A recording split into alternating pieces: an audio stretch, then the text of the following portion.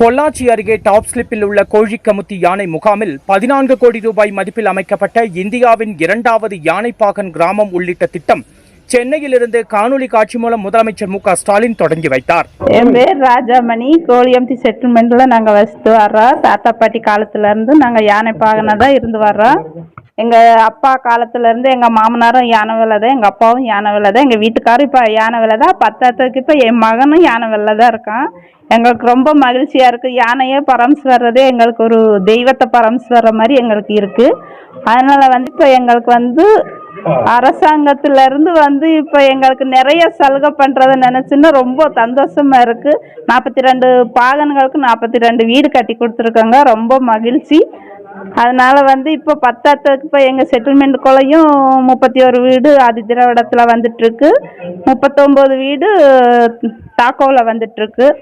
இன்னி எங்களுக்கு குடிசையெல்லாம் போய் எங்களுக்கு டார்ச் வீடு வருதுங்கிறப்ப எங்களுக்கு ரொம்ப பெருமையா இருக்குங்க சார். பொள்ளாச்சி அருகே உள்ள ஆனைமலை புலிகள் காப்பகம் உலாந்தி வனச்சரகத்திற்கு உட்பட்ட டாப் ஸ்லிப்பில் உள்ள கோழிக்கமுத்தி யானைகள் முகாமில் 27 யானைகள் பராமரிக்கப்பட்டு வருகிறது.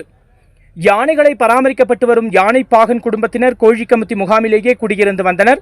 குடிசை மற்றும் தகரத்தினாலான வீடுகளில் இருந்து வந்த பாகன்களின் 47 குடும்பங்களுக்கு 5.4 கோடி ரூபாய் மதிப்பில் 47 கான்கிரீட்டினாலான வீடுகள் தமிழக அரசின் மூலம் கட்டப்பட்டுள்ளது. மேலும் இந்த வீடுகளுக்கு 3.5 கோடி ரூபாய் மதிப்பில் பசுமை மின்சாரம் அமைக்கப்பட்டு மின்சாரமும் வழங்கப்பட்டுள்ளது. இதனைத் தொடர்ந்து கோழிக்கமுத்தி யானை முகாமினை மேம்படுத்த 5 கோடி ரூபாய் நிதியும் ஒதுக்கப்பட்டுள்ளது. முடிவடைந்த இந்த 3 திட்டங்களை இன்று சென்னை தலைமைச் செயலகத்திலிருந்து முதலமைச்சர் மு.க.ஸ்டாலின் காணொலி காட்சி மூலம் திறந்து வைத்தார். இதனைத் தொடர்ந்து யானை முகாமில் அமைக்கப்பட்டுள்ள வீடுகளில் பொள்ளாச்சி சார் ஆட்சியர் ராமகிருஷ்ணசாமி மற்றும் வனத்துறை அதிகாரிகள் பயனாளிகளிடம் ஒப்படைத்தனர். தமிழ்நாடு அரசு மாண்புமிகு முதல்வர் அவர்களால் கோழிக்கமுத்தி இந்த செட்டில்மெண்ட்ல 3 திட்டங்கள் தொடங்கியிருக்காங்க. முதலாவது கோழிக்கமுத்தி யானைகள் காப்பகத்தை ஒரு 5 கோடி செலவில் தரம் உயர்த்தியிருக்காங்க. ரெண்டாவது இங்கே உள்ள யானைப்பாகர்களுக்கு ஒரு 47 பேர் இருக்காங்க. 47 பேருக்கும் இங்கே வீடு ஃபுல்லாக கட்டி கொடுத்துருக்காங்க. அது இன்னைக்கு ஓப்பனிங் ஆகிருக்கு.